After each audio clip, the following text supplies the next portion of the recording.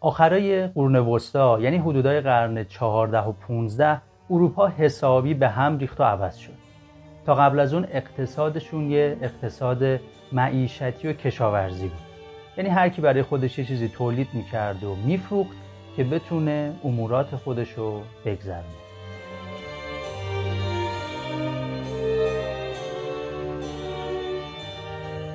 اما کم کم تجارت راه افتاد. شهرها بزرگ شدن و یه عده تاجر که بهشون میگفتن بورژوا حسابی پولدار شدن.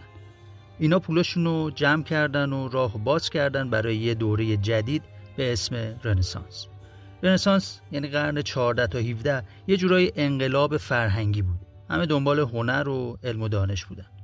مثل نقاشی‌های لئوناردو داوینچی یا کشف‌های علمی کوپرنیک. یه چیز باحال هم این بود که گوتنبرگ دستگاه چاپ رو اختراع کرد که با استفاده از اون دانش بتونه پخش بشه. اینا همه باعث شد اروپا آماده بشه برای یه جهش بزرگ به اسم انقلاب صنعتی. انقلاب صنعتی که از آخرای قرن 18 تو انگلیس شروع شد کلاً بازی رو عوض کرد. با ماشین بخار جیمز وات و دستگاه‌های جدید کارخونه‌ها راه افتادن و تولید انبوه شروع شد. تاجرها پولشون رو توی این کارخونه‌ها و فناوری‌ها گذاشتن، شهرها پر از کارگرا شدن و همه چیز صنعتی شد. حالا بریم ببینیم که ایران اون موقع چجوری بود. تو دوره صفویه یعنی از سالهای 1501 تا 1736 میلادی ایران یه ثبات خوبی پیدا کرد.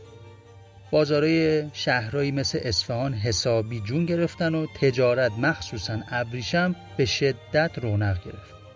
یه عده تاجر و صراف هم که میتونیم بگیم بورژواهای تجاری ایران بودن کلی پول جمع کردن. ولی برعکس اروپا این بورژواها دنبال کارخونه و صنعت نرفتن. چرا؟ چون دولت صفویه اقتصاد و سفت و سخت کنترل میکرد. تکنولوژی‌های صنعتی وجود نداشت و همه بیشتر دنبال تجارت بودن تا تولید.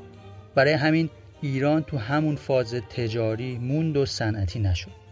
خلاصه اروپا با علم و تکنولوژیش رفت سمت کارخونه و مدرنیته، ولی ایران توی دوره صفوی بیشتر تو کار تجارت موند و راهش جدا شد.